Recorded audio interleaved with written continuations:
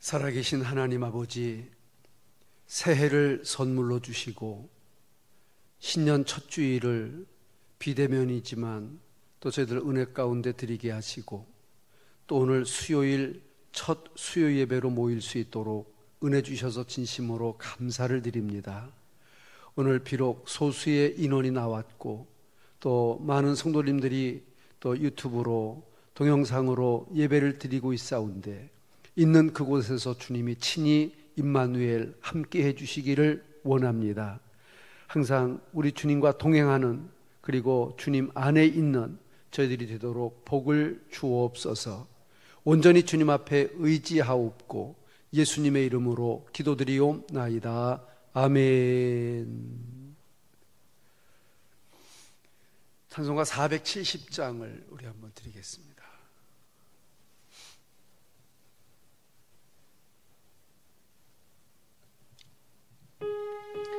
내 평생 가는 길 순탄하여 늘 잔잔한 강 같은지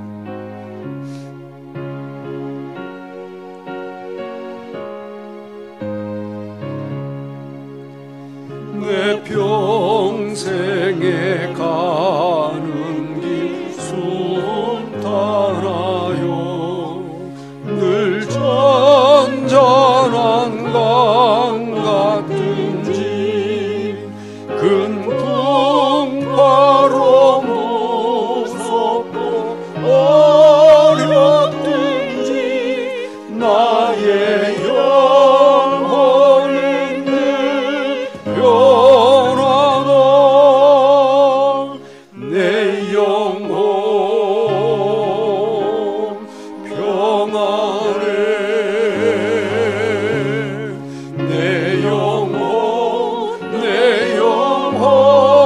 평안해. 저 막히는 우리를 삼키려고 입 벌리고 달려와도 주 예수는 우리의 대장되니 끝내 싸워서 이기겠네. 내 영혼 평안해. 내 영혼 평안해. 내 지은 죄 중이 같더라도 주 예수께 다하려면 그 십자가 피로써 다시 쓰사 있는보다 더 정하겠네.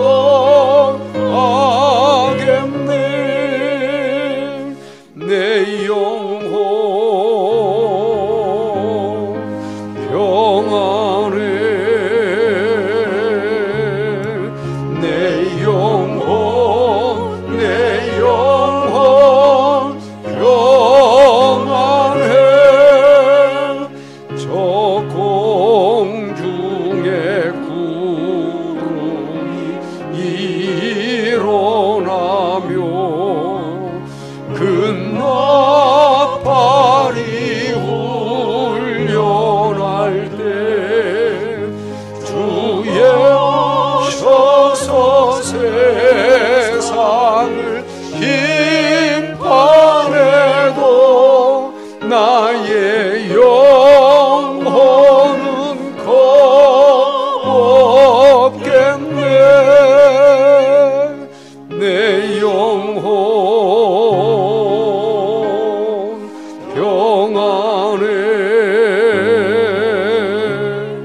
내 영혼 평안해.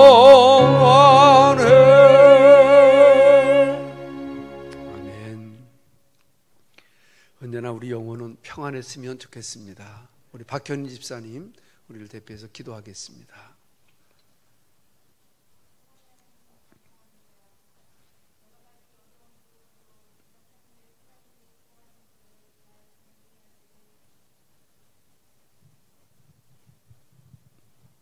올 한 해를 새롭게 시작하는 자리에서 한 해의 삶을 기도로 시작하게 하신 하나님 감사드립니다.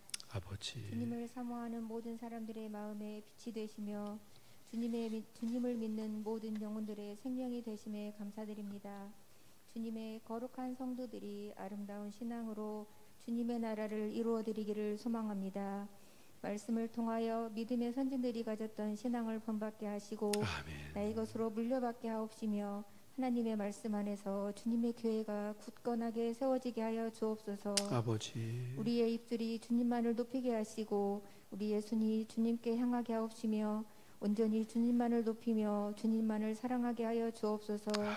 우리의 연약함을 아시는 주님, 세상을 바라보며 사는 어리석은 자들이 되지 말게 하시고 이 시간 엎드려 회개하오니 주의 보혈의 능력으로 씻어주셔서 거룩한 하나님의 자녀되게 하옵소서. 아멘. 주님의 사역을 위해 세우신 교회의 일꾼들을 기억하시고 특별히 이 시간 말씀을 선포하시는 목사님, 능력에 능력을 더하여 주옵시고 영육간의 강건함으로 지켜주시고 주님 안에서 기쁨으로 맡기신 사명 감당하게 하여 주옵소서. 아멘. 이 시간 예배의 처음 시간입니다.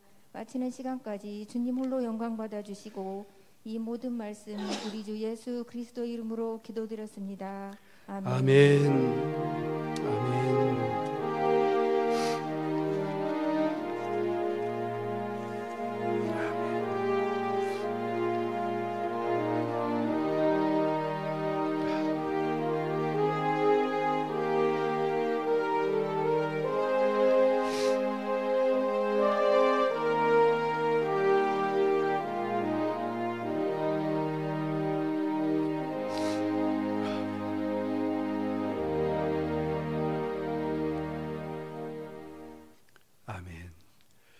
감사합니다. 하나님 말씀을 잠언성경 27장으로 가보겠습니다.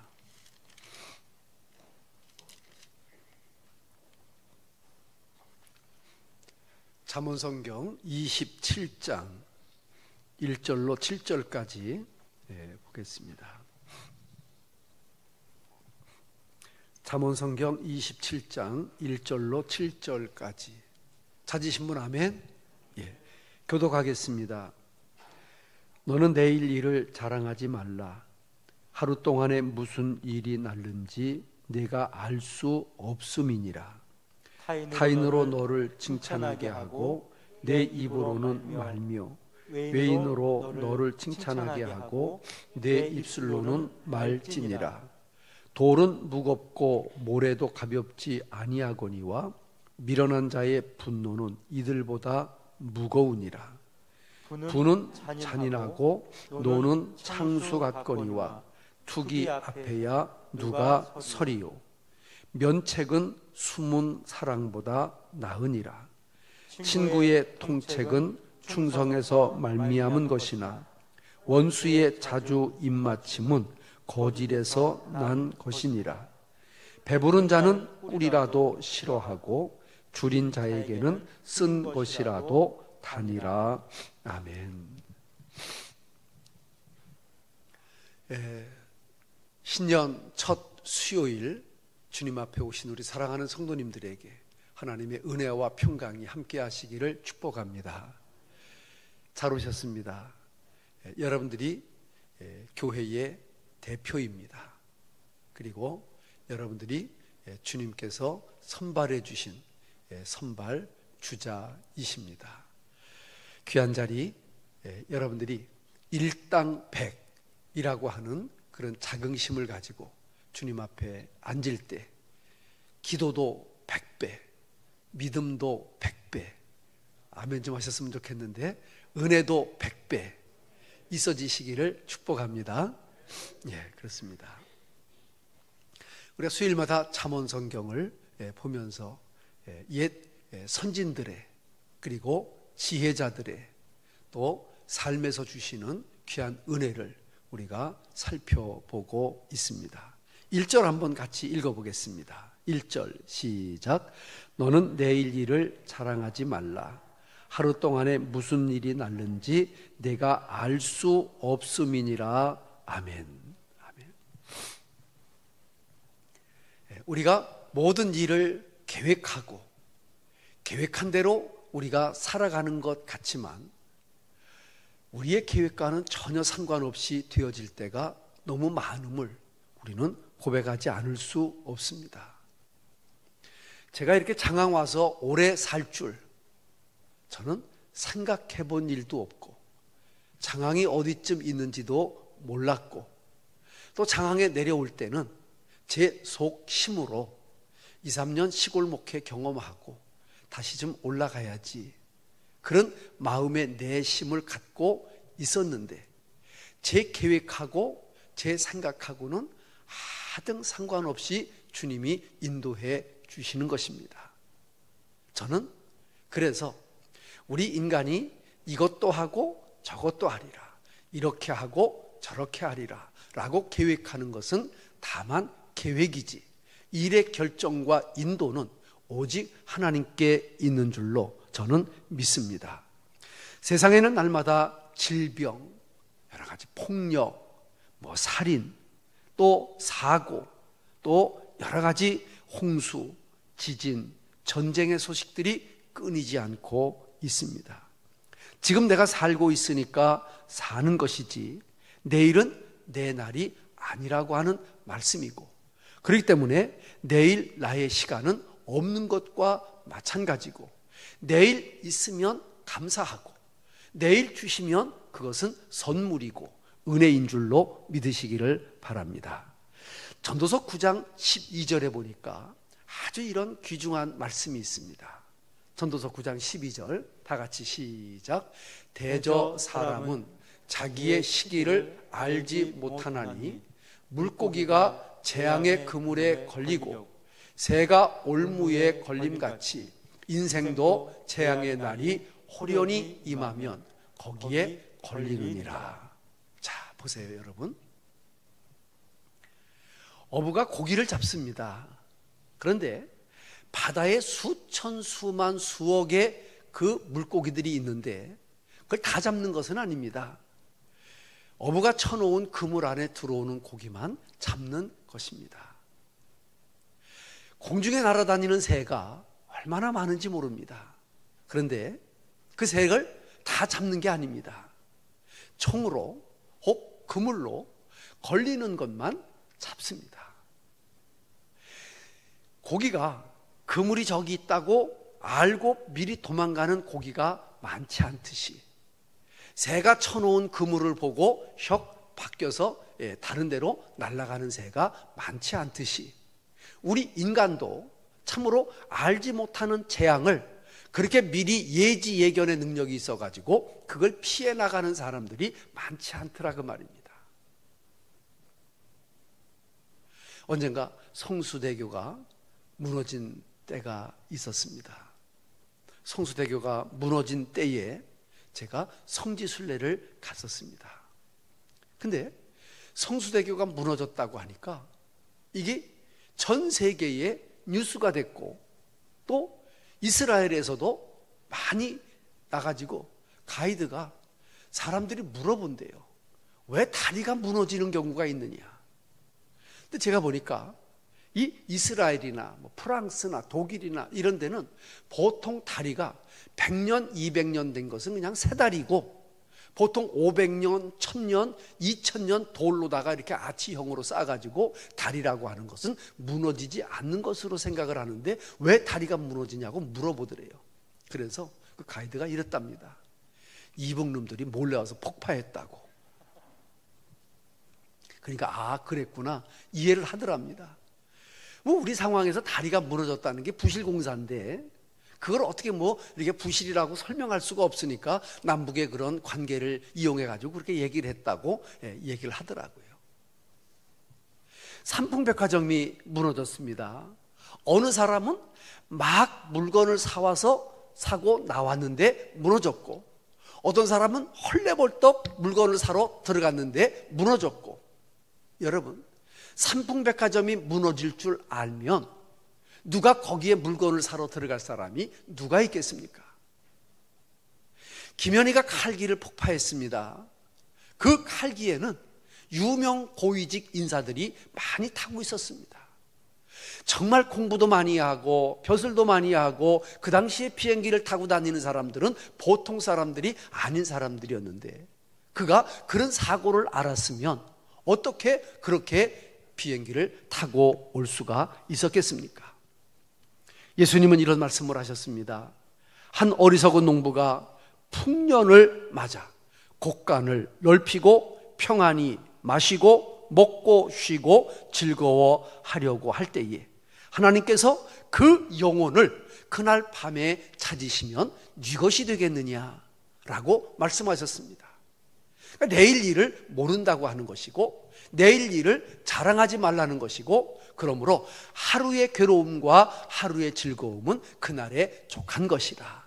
그렇게 아시고 오늘 괴로움을 내일까지 오늘 즐거움이 영원히 갈 것 같이 이렇게 살아가는 어리석음이 우리들에게는 있어서는 아니 될 것입니다.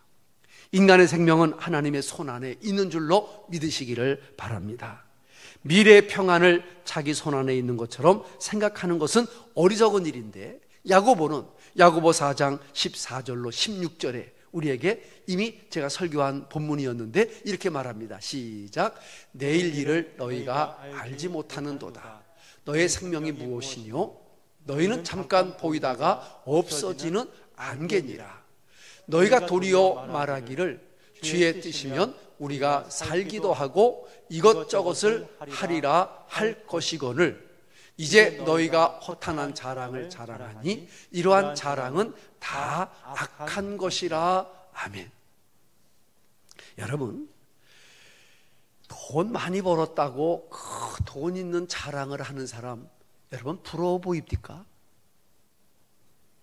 내가 과거에 막 이런 일을 했다고 내가 이런 벼슬을 했다고 뭐 큰소리 하는 분들 여러분 그래 부러워 보입니까? 그렇지 않은 것 같아요. 그렇지 않은 것 같아요. 아무리 내가 사업으로 성공하고 정치로 성공하고 목회로 성공하고 무슨 어떤 분야에서 성공했다 할지라도 그걸 내가 자랑하고 내가 그것을 뽐내려고 하는 것 자체가 그것은 하나님 앞에도 부끄러운 일이고 사람들조차도 누가 그렇게 알아주지를 않습니다. 그러므로 오늘 하루의 삶을 참으로 하루의 삶으로 만족하고 감사하고 어려움을 기도로 이기고 주님을 의지하는 이런 믿음 안에서 살아가는 그런 지혜가 저와 여러분들에게 함께 하시기를 주님의 이름으로 축복합니다. 2절 한번 같이 보겠습니다. 2절 다 같이 시작. 타인으로 너를 칭찬하게 하고 내 입으로는 말며 의인으로는 너를 칭찬하게 하고 내 입술로는 말지니라. 아멘. 아멘. 자, 사람들은 칭찬받고 싶습니다. 또 내가 한 일을 뽐내고 싶습니다. 그리고 많은 사람들이 칭찬할 때 굉장히 우쭐댑니다. 그래서 언제부터인가 자기 PR 시대라고 하는 그런 말이 붙어 다녔습니다. 그래서 누가 알아주지 않으니까 자기가 자기 입으로 막 자랑을 하는 겁니다. 그 자랑 중에는 특별히 자기가 배운 자랑, 그리고 자기가 돈 있는 자랑, 그리고 자기가 건강하고 힘 있는 자랑, 그리고 어떤 사람들은 자식 자랑, 그리고 어떤 사람들은 출세한 자랑, 이런 자랑들을 많이 합니다. 근데 오늘 성경이 말하는 이 말의 의미는 무슨 말인고 하니 자랑할 것이 있으면 다른 사람들이 참 그 사람 참 대단해. 참 그 사람 자식 교육 참 잘 시켰어. 그 사람 참 돈도 잘 벌었는데 돈도 참 잘 써. 이런 자랑을 다른 사람들의 입에서 나오게 해야지, 자기가 나는 이렇게 돈 벌었고, 나는 이렇게 자식 훌륭하게 키웠고, 나는 이렇게 공부했고, 나는 출세했다고 자기 입으로 이야기하는 것은 그 자체가 이미 잘못됐다고 성경이 말하고 있는 것입니다. 목회하는 분들 가운데도 종종 자기는 목회할 때 막 남이 하지 못하는 이런 일을 했다고 자랑하는 목사님들이 많이 있습니다. 그때마다 제 마음속에 내가 평생 누구 앞에서도 나는 목회를 이렇게 했다고 자랑하면 안 되겠구나. 왜냐니까 그런 얘기를 들을 때 얼마나 힘든지 몰라요. 설사 그렇게 했더라도 그게 자기가 한 겁니까? 하나님이 은혜를 주셨고 성도님들이 같이 마음과 힘과 물질을 모아주셔서 했지, 그게 자기가 한 게 아니잖아요. 그래서 목회자가 참으로 내가 이렇게 목회를 했다고 자랑하는 것, 그것도 참 숨기고 절제하고 안 하는 게 더 좋겠다, 이런 생각을 했습니다. 엊그저께 우리 문재인 대통령이 신년 그 회의에서 이런 자랑을 하시더라고요. 첫째는 우리 K방역이 전 세계에서 귀감이 되고 있고, 또 우리 경제가 굉장히 청신호로 지금 이렇게 코스피가 3,000을 돌파하고 있다고, 이런 얘기를 제가 들으면서 이 말씀하고 클로즈업해 왔어요. 국민들이 우리 대통령 정말 정치 잘하고 경제가 좋아지고 정말 우리는 코로나로부터 안전하다라고 하는 생각으로 대통령을 칭송하는 게 참 좋았는데, 대통령이 K방역에 우리는 모범 국가이고, 또 경제가 청신호이고, 또 저탄소 운동에 우리나라가 앞장서는 모범국이다, 이런 자랑을 하시더라고요. 이 어려운 때의 대통령으로 얼마나 고민이 많겠습니까? 그런데 제가 생각할 때는 K방역 잘하는 면도 있지만 아직 백신이 구하지지 못한 이런 상황에서 참 그렇게 모범이 될 수 있을까, 이런 생각이 한편 들고요.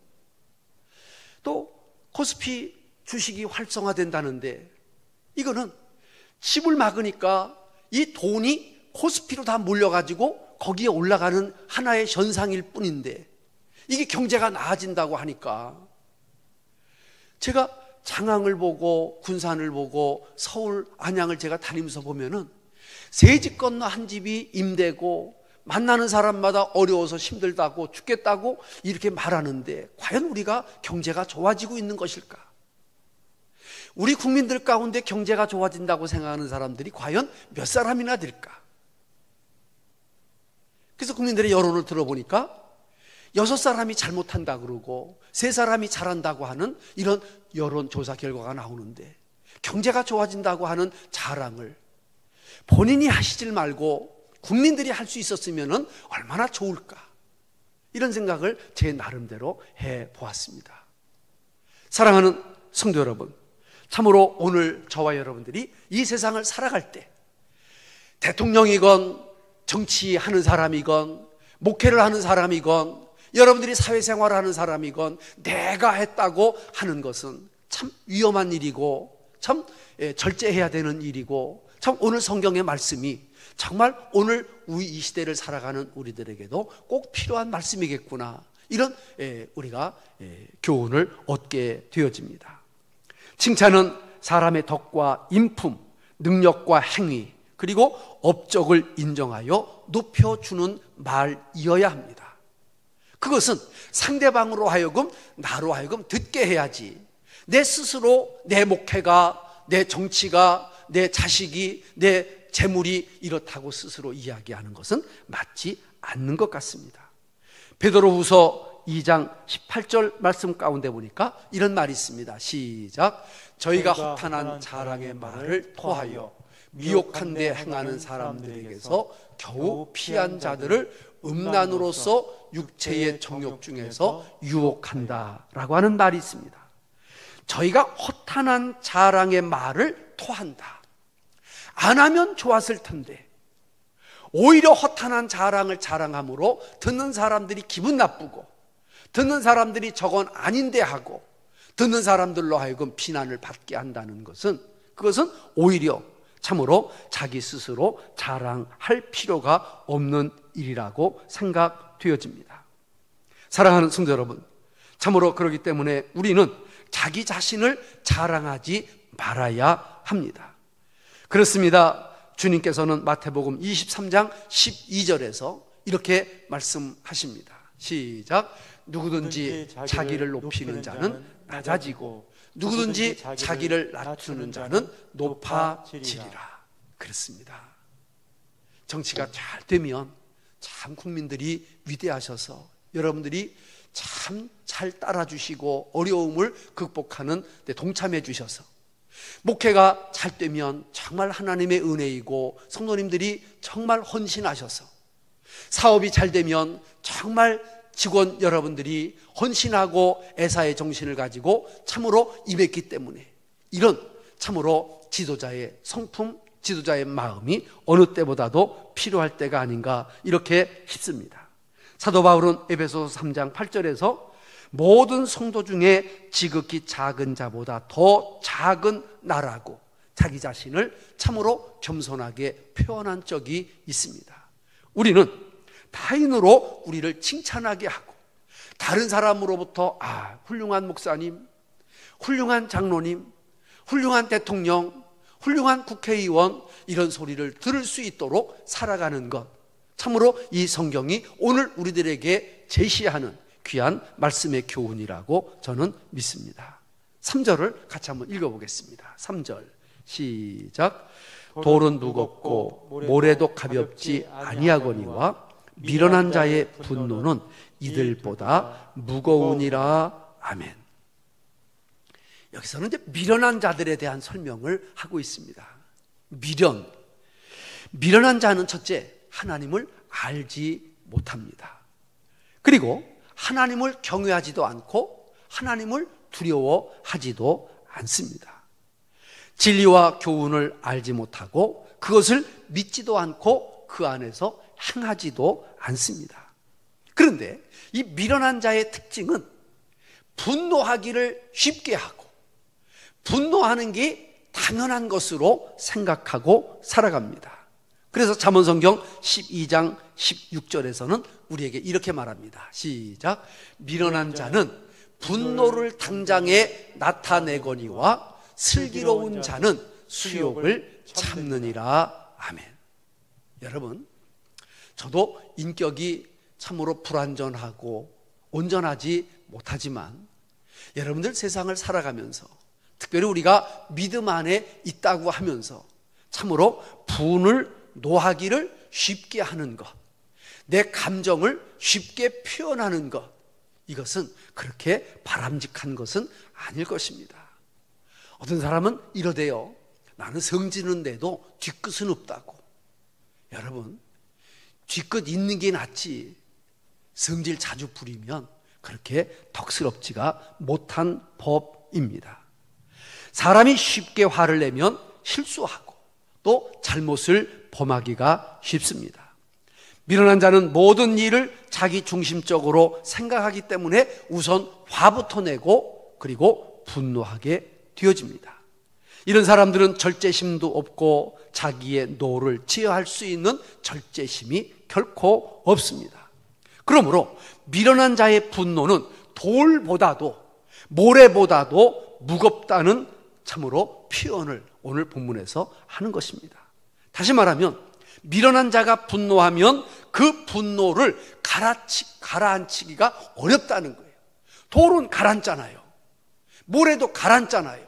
근데 분노하는 사람은 이 분노가 가라앉지 않고 이 분노가 쉽게 나타나서 절제하지 못하고 상대방에게, 많은 사람들에게 위협과 그리고 불안을 조성시켜 줄 수가 있다고 하는 것입니다. 그런데 지혜자는 그렇게 쉽게 분노하지 않습니다. 책망을 들을 때라도 오래 참고 또 그 책망 중에서 자신을 성찰할 수 있는 지혜를 발견합니다. 반성하고 회개하고 또 내가 무엇을 고쳐야 할까라고 하는 것을 생각하게 되어집니다. 그래서 미련한 자는 분노를 당장 나타내도 슬기로운 자는 수욕을 참는다고 했던 이 말씀은 여전히 진리이고 또 이 말씀 그 자체입니다. 그래서 잠언성경 14장 29절, 우리가 이미 본 말씀이지만 이렇게 되어 있습니다. 시작. 노하기를 더디하는 자는 크게 명철하여도 마음이 조급한 자는 어리석음을 나타내느니라. 여러분, 노하기를 더디하는 사람은 성을 빼앗는 사람보다 낫고 장수보다 낫다는 말이 있습니다. 자기 분노 조절이 안 되는 사람들 많이 있습니다. 그러나 분노가 조절되는 사람들, 지혜로운 사람들입니다. 돌은 물속에 쉽게 가라앉고 모래도 쉽게 가라앉지만은 이 노를 가라앉히기가 어려운 사람들, 미련한 사람들이고 불안한 사람들이고 그리고 하나님 앞에 합당하지 못한, 지혜롭지 못한 사람들이라고 하는 이 말씀 속에 저와 여러분들은 이 세상을 살아가면서 쉽게 분노하거나 쉽게 정죄하거나 쉽게 대들거나 쉽게 싸우거나 호전적인 이런 사람들이 아니라 참고 기다리고 그리고 인내 용서하는 그런 은혜가 저와 여러분들 속에 있게 되기를 주의 이름으로 축복합니다. 4절을 보겠습니다. 4절 시작. 부는 잔인하고 노는 창수 같거니와 투기 앞에야 누가 서리요 했습니다. 자, 성도 여러분, 까닭 없는 분노는 미움에서 생기고 이 분노는 살인으로 발전되어집니다. 그저께 누구한테 들은 얘기인데 자기가 무슨 일을 좀 잘못을 저질렀는데 어느 사람이 신고를 해가지고 재판을 받고 3년 형을 받았어요. 3년 형을 받고 나왔는데 이 마음속에 있는 분이 풀리지가 않은 거예요.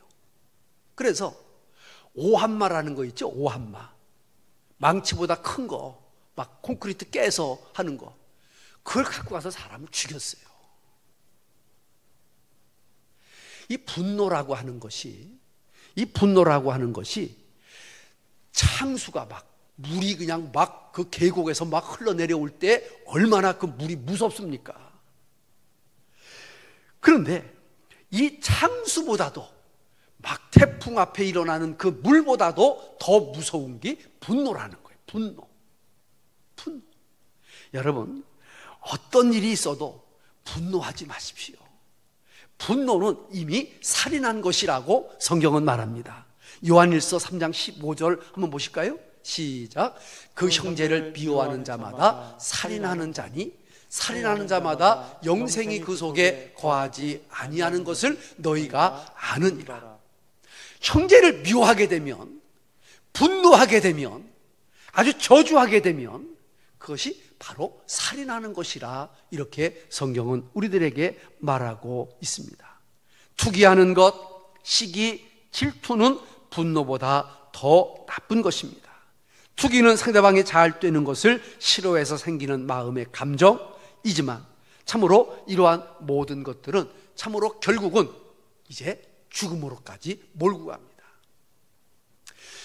성경 가운데 시기하는 여러 가지 성경들이 많이 나오지만 아마 대표적인 것이 사울이 다윗을 시기한 것일 것입니다. 많은 백성들이 사울 왕을 천천히요, 다윗은 목동인데도 만만히요 그랬어요. 그러면 사울 왕이 내가 뭐가 좀 부족하구나, 내가 좀 더 덕을 쌓아야 되겠구나, 내가 백성들에게 좀 더 인정을 받아야 되겠구나 이렇게 생각을 하고 그래도 천천히라도 나를 지지해주고 있으니까 참 감사하지 이런 생각을 가져야 되는데 다윗이 만만이라고 하는 것은 저 친구가 무슨 인품을 가졌길래 어떻게 살아갔길래 백성들이 다윗은 만만이라고 그랬을까?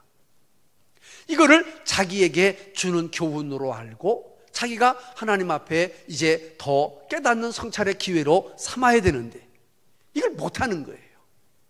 그러니까 이 사울이 다윗을 죽이려고 칼을 꽂기도 하고 군사를 풀어서 다윗을 광야로 찾아다니면서 헤매기도 하고 굴 속에 들어갔을 때 참으로 일을 보러 갔다가 다윗이 옷자락을 짰고 참으로 그 옷자락의 주인이 여기 있지 않느냐고, 참으로 이거 말은 내가 당신을 죽일 수 있었지만 나는 당신을 죽일 수가 없다고 하는 표현인데, 그런 걸 보면서도 깨닫지 못하는 이 어리석은 왕, 이 사울의 시기심은 정말 시기하는 자의 대표가 아닌가, 이렇게 생각이 되어집니다. 사랑하는 성도 여러분, 예수님을 향한 유대 지도자들의 시기도 사실은 만만치 않은 것이었고, 참으로 유대 지도자들의 그 시기는 결국 예수님을 십자가에 못 박았던 이러한 일들이었음을 우리는 너무나 잘 알고 있습니다. 사랑하는 성도 여러분, 우리는 그래서 우리 형제를 미워하고, 그 미워하는 감정이 있을 수 있죠. 그러나 그냥 미워하는 것만으로 끝나야지, 그 미워하는 게 점점 심화되거나 그 미워하는 것이 내 마음속에서 자라면 그것이 살인으로도, 그것이 어떠한 돌발적인 일로 나타날지 아무도 모른다는 사실을 우리에게 말씀하고 있는 것입니다. 5절을 보겠습니다. 5절 시작. 면책은 숨은 사랑보다 나으니라 그랬습니다. 자, 면책이 뭘까? 면제입니까? 면제? 아닙니다. 면책이라고 하는 것은 참으로 상대방을 책망하는 것, 상대방에게 좋은 말로 말하면 조언하는 것, 이런 의미가 있습니다. 선지자 나단이 다윗에게 참으로 신하 우리아의 아내 바세바를 취한 것은 잘못된 일입니다 라고 면책했습니다. 면책했을 때에 참으로 다윗이 두 가지를 택할 수 있었어요. 하나는 뭐라고, 이놈아? 이놈을 죽여라. 그럼 죽는 겁니다. 근데 이 다윗은 일개 선지자 나단이 이야기하는 것 앞에 무릎을 꿇고 침상을 띄울 정도로 회개하며 기도했습니다. 이게 다윗의 면면입니다. 다윗의 면면. 진짜 훌륭한 사람은 누가 무슨 이야기를 할 때 그걸 고깝게 듣지를 않고, 아, 그 말에도 일리가 있구나 하고 그 말을 수용하고, 내가 100% 다 고칠 수는 없지만 그러나 그것을 내 삶에서 고쳐나가도록 노력하는 게 위대한 사람이지, 사람의 본성과 태생이 그렇게 쉽게 바뀌어질 수는 없지 않습니까?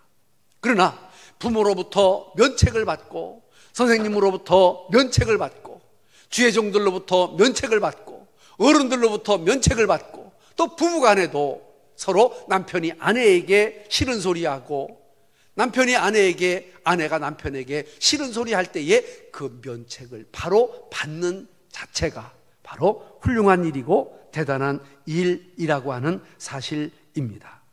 그러나 면책이 그렇게 쉬운 일은 아닙니다. 우리는 면책할 때 겸손과 온유한 마음으로 해야지, 너는 잘못되고 나는 옳다고, 너는 틀렸고 나는 괜찮다고, 이런 마음으로 면책하는 것은 참으로 잘못된 방법일 것입니다. 디모데후서 2장 25절에서 이렇게 우리에게 권면하고 있습니다. 디모데후서 2장 25절에는 거역하는 자를 온유함으로 징계할지니, 다 같이 시작. 거역하는 자를 온유함으로 징계할지니 혹 하나님이 저희에게 회개함을 주사 진리를 알게 하실까 하며. 자, 이 말이 무슨 말인 거 아니요? 너 잘못했어 이놈아, 왜 그렇게, 너 틀렸어, 너 죽을래? 이렇게 하는 것이 아니라 정말 온유한 마음으로, 예수님의 심정으로, 야, 이것보다는 이게 더 좋지 않겠니? 이렇게 하면은 어떻겠니? 내가 생각할 때 너는 이것만 고치면 더 좋겠어 라고 정말 온유함과 겸손한 마음으로 하는 겁니다. 여러분, 저도 여러분들에게 면책할 수 있습니다. 여러분도 저에게 면책할 수 있습니다. 그러나 목사님 다 틀렸다고, 목사님 그렇게 하면 안 된다고, 여러분 그렇게 하는 것보다 목사님 참 다 좋으시고 잘하셨는데 이런 부분은 좀 이렇게 하시는 게 참 저희들로서는 더 은혜가 되고 좋겠습니다, 이렇게 이야기할 수 있는 그런 온유와 그리고 참으로 그런 겸손의 마음이 있으면 더 좋지 않을까요? 목회자가 강단에서 싸잡아서 그냥 나쁜 사람들이라고, 그따위로 하려면 다 막 꺼지라고 막 이렇게 하는 것보다, 여러분들 잘 하시지만 거기다가 이렇게 더 잘하면 하나님이 얼마나 기뻐하시겠느냐고, 이런 부분은 좀 이렇게 좀 해주시고 이 부분은 이렇게 좀 해주시라고, 이렇게 겸손하고 온유하게 면책하는 게 우리에게 필요한 삶의 방법이 아닐까요? 이런 말을 오늘 성경은 우리들에게 하고 있는 것입니다. 6절을 한번 보겠습니다. 6절 시작. 친구의 통책은 충성에서 말미암은 것이나 원수의 자주 입맞춤은 거짓에서 난 것이니라. 아멘. 아멘. 친구가 누굽니까? 친구. 나용진 집사님, 물어봐도 될까요? 친한 친구가 은퇴 후에도 그냥 자주 밥 먹고 차 마실 수 있는 친구가 대충 몇 명 정도 되실 것 같아요? 그럴 수 있죠. 아주 친구가 많은 사람들이 있습니다. 근데 또 어떤 사람들은 친구가 소수인 사람도 있습니다. 근데 저는 친구가 많은 게 좋은 것 같지는 않아요. 또 친구가 하나도 없는 것도 참으로 좋은 것 같지는 않습니다. 저는 내 친한 친구가 둘이라도, 셋이라도, 다섯이라도, 10 미만이라도 정말 내 마음을 같이 나눌 수 있는 그런 친구가 소수라도 있다고 하는 것은 굉장히 중요한 일이라고 생각합니다. 한번 물어볼게요. 여러분들은 친구가 얼마나 되십니까? 아마 예수 믿는 사람들은 특별히 친구가 많을 것 같아도, 예수 믿는 사람들은 그냥 교회에서 알고 구역에서 알고 여전도에서 아는 사람들이지 그렇게 죽고 못 사는 사람들이 솔직히 많지는 않습니다. 그러나 여러분, 오히려 친구를 많이 사귀는 사람들은 세상 사람들입니다. 놀러 다니고 먹으러 다니고 술 먹고 등산 가고 막 그래가지고 친목회를 막 여기도 묻고 여기도 묻고 여기도 묻는 사람들이 오히려 친구가 많습니다. 근데 어쩌면 그렇게 많은 사람들은 정말 절대절명의 그 위치에서 정말 내 친구겠느냐라고 하는 것은 좀 더 깊이 들여다보고 따져볼 필요는 있을 것 같습니다. 여러분, 친구가 없어도 괜찮습니다. 우리에게는 정말 이 세상에서 참으로 친할 그런 친구가 아닌 우리 주님이 우리의 친구가 되시기 때문인 줄로 믿습니다. 그 예수님마저 내 친구가 아니면 그 사람은 제일 불쌍한 사람이죠.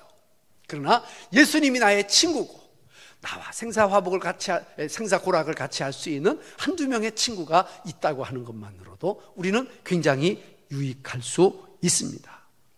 친구가 책망함으로 마음에 받은 상처를 가리키는 말인 것 같습니다. 그러나 그렇게 나의 잘못을 지적해주는 친구가 정말 좋은 친구가 아니겠습니까?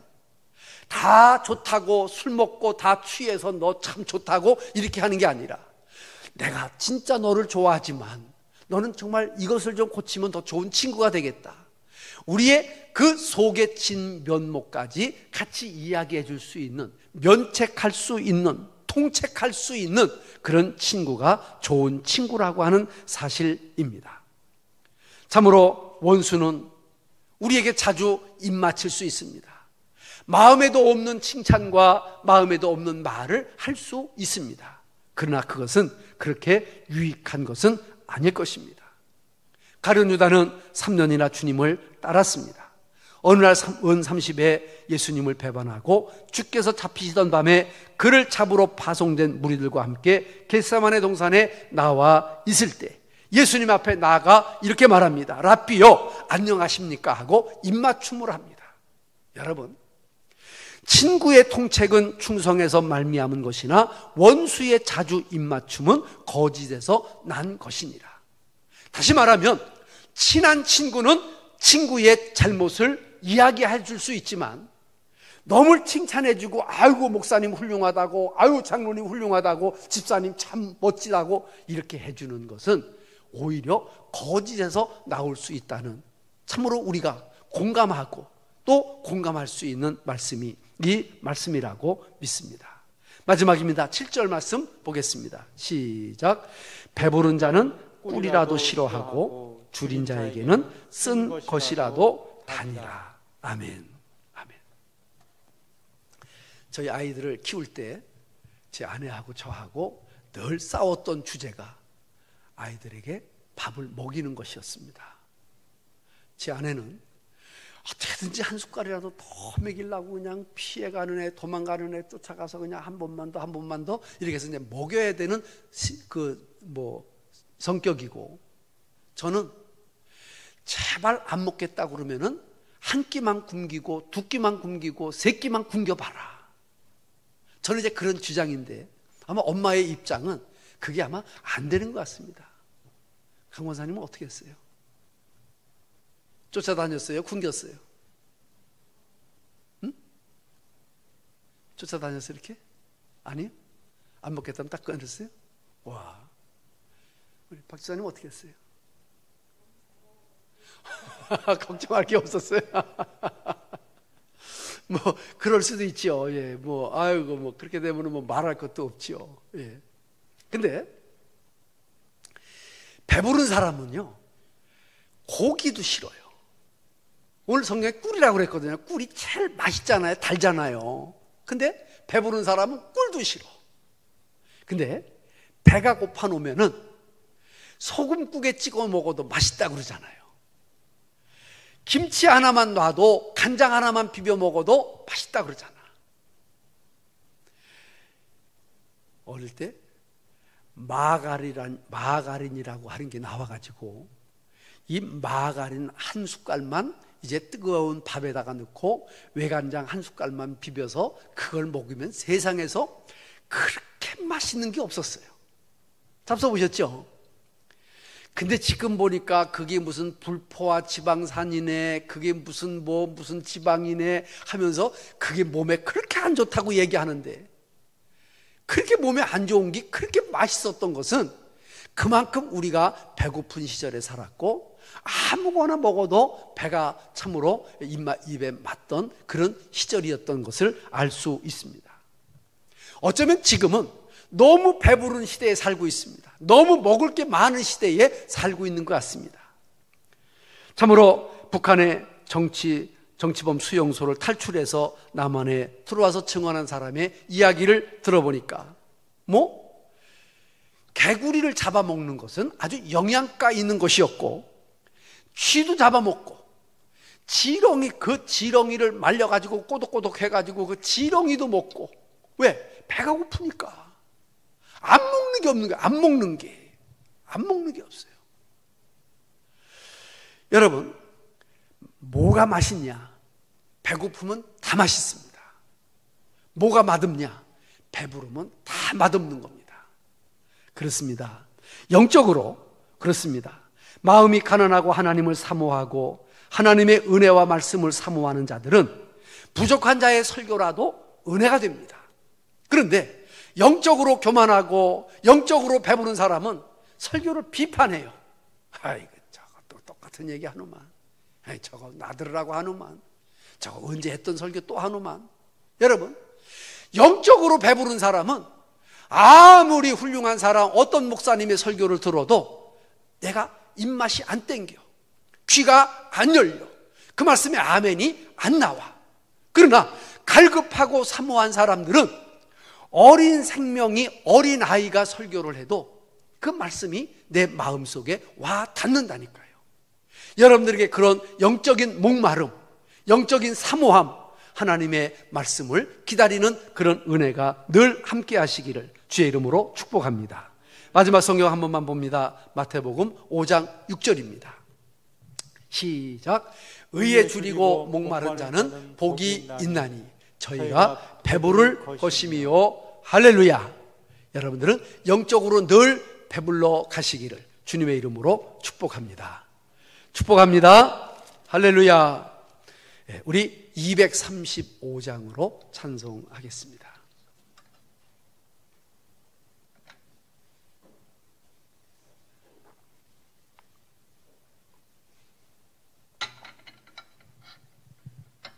달고 오묘한 그 말씀, 생명의 말씀, 항상 우리는 맛있게 먹는 그런 은혜가 있었으면 좋겠습니다.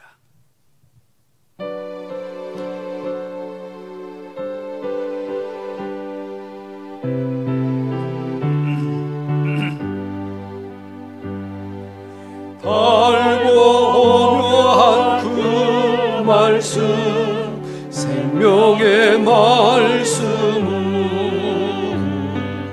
귀한 그 말씀 진실로 생명의 말씀이 나의 길과 믿음 밝히 보여주니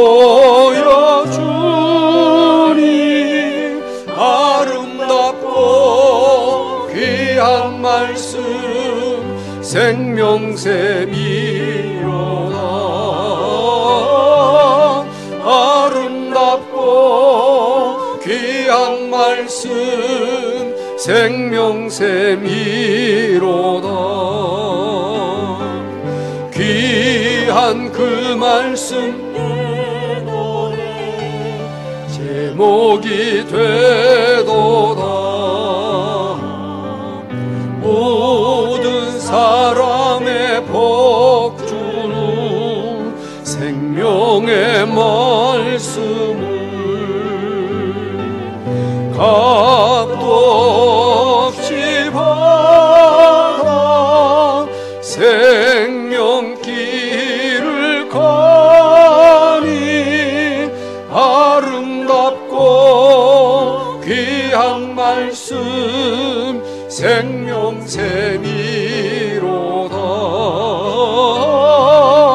아름답고 귀한 말씀 생명샘이로다.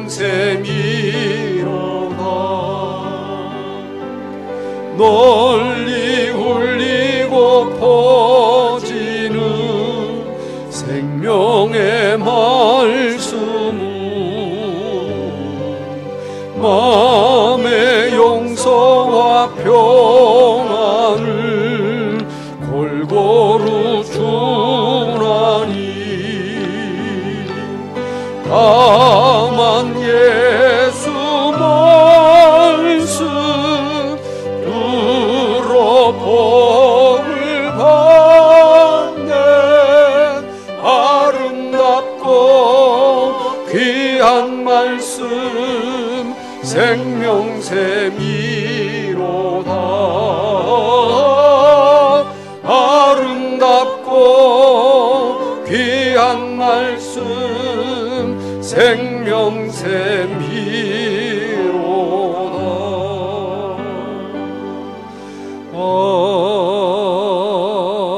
아멘. 우리 다 같이 말씀을 생각하며 한 목소리로 한 1분 동안 기도하겠습니다. 내일 일을 자랑하지 말고, 참으로 자기 자신을 칭찬하거나 자랑하지 말고, 쉽게 노하지 말고, 참으로 질투하지 말고, 참으로 면책을 받더라도 감사하게 알고, 참으로 하나님의 말씀에 참으로 줄이고 사모하는 영혼이 되게 해달라고 합심으로 한번 기도하겠습니다. 살아계신 하나님 아버지, 은혜를 진심으로 감사합니다. 참으로 내일 일을 자랑하지 않게 하시고 한날의 괴로움과 한날의 일은 그날에 족할 수 있도록 인도하여 주옵소서. 우리는 자신을 칭찬하거나 자랑하는 자가 되지 말게 하시고, 자랑할 것이 있으면 타인들로 하여금 자랑받을 수 있도록 살아가는 겸손과 은혜가 있도록 있게 하여 주옵소서. 쉽게 노하지 않게 하시고 참으로 밀어나지 않게 하시고 지혜로운 사람이 되게 하시고 하나님 앞에 참으로 온전히 살아가는 저희들이 되게 하여 주옵소서. 참으로 친구를 면책할 때 겸손하게 하게 도와주시옵시고 면책을 받을 때 자기 자신을 돌아보는 참으로 지혜가 있도록 은혜를 베풀어 주옵소서. 항상 하나님의 말씀에 줄이고 사모하는 영혼이 되게 하여 주옵시고 그 말씀을 아멘으로 감사함으로 영의 양식으로 받아 살아가기에 부족함이 없도록 인도해 주옵소서. 예수님의 이름으로 간절히 기도드리옵나이다. 아멘. 하나님 아버지, 코로나 시대에 또 한 해를 열어주셔서 첫 수요일 비대면 예배로 주님 앞에 예배를 드립니다. 이 시간 소수의 인원이 나와 싸웠고 또 많은 심령들이 유튜브로 이 시간 함께 예배드리고 있사온데 우리 주님께서 이 자리에 함께 하시고 말씀 듣는 모든 심령들 속에 함께 해주시기를 간절히 원합니다. 이 말씀을 신비에 새길 수 있도록 도와주옵시고 항상 겸비하고 주님 앞에 낮은 참으로 겸손함으로 살아가는 저희들이 되게 하여 주옵소서. 주의 말씀을 항상 사모하는 영혼들이 되게 하여 주옵시고 참으로 주린 영혼에게 주시는 하나님의 말씀을 달고 오묘한 말씀으로 받아 영혼이 살찌고 영혼이 부요한 저희들이 되도록 역사하여 주시옵소서. 이제는 예수님의 은혜와 하나님의 사랑하심과 성령님의 교통하심이 이제로부터 영원토록 함께 있을지어다. 아멘. 아멘.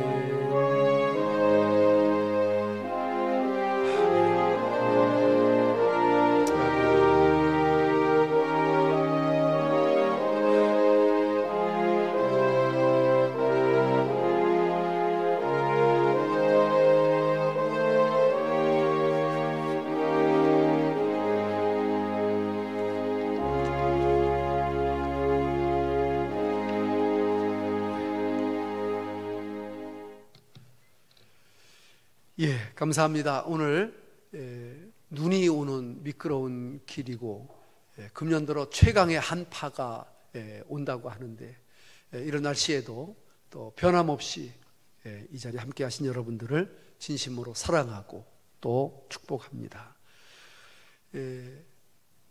오늘 토요일 날 오후 3시에 연말 당회를 갖습니다. 공적인 모임이기 때문에 회의는 해야 될 것 같고요. 우리 장로님들에게 양해를 구해서 저녁 식사는 5인 이상은 모이지 말라니까 그 5명이 모여 밥 먹는 게 크게 문제가 되겠습니까 하면서도 그래도 또 규정을 또 지켜나가는 게 그게 바른 도리가 아닐까 그래서 식사도 생략할까 그렇게 생각하고 있습니다. 특별히 금년에는 연말 재직회도 또 공동의회도 어려운 상황이기 때문에 우리 연말 당회로 연말 재직회와 공동의회를 대신하려고 생각을 하고 우리 지난주 1부, 2부에 성도님들에게 양해를 구했고 또 성도님들이 아멘으로 또 호응해 주셨습니다. 또 책임 맡은 자로서 금년 한 해 동안 또 어떤 또 예기치 못할 일이 또 어떤 변수가 일어날지도 모르는 상황이고 또 이 비대면 예배가 어느 때까지 이렇게 또 이어질지 모르는 상황 속에서 지금 하필 12월 24일 날 비대면 시작해서 지금 17일까지 우리 교회로서는 정말 중요한 때인데 이렇게 손발이 다 묶여가지고 참 답답한 마음이 한도 끝도 없습니다.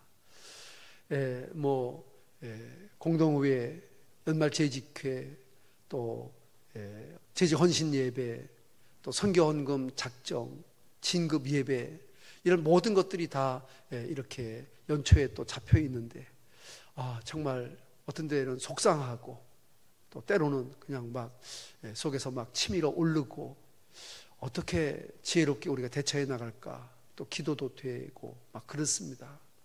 또 하나님이 또 끝장을 주시겠죠. 또 어떤 결말을 주실 줄로 믿고 또 지내가고 있습니다. 연말정산 신청하신 분들은 서류 찾아가시고요. 또 필요하신 분들은 또 신청해 주시면 1월 말까지 발급해 드리도록 그렇게 하겠습니다. 성경 읽기를 금년에 다시 한번 도전해 보셔서 금년에는 2독, 3독 이렇게 하시는 분들이 좀 더 늘어날 수 있도록 여러분들이 이번 기회에 참 코로나와 함께 성경을 읽는 이렇게 전화위복의 기회로 삼을 수 있는 그런 기회가 되었으면 좋겠습니다. 감사합니다. 평안히 돌아가시길 바랍니다. 고맙습니다. 주일에 또 뵙겠습니다.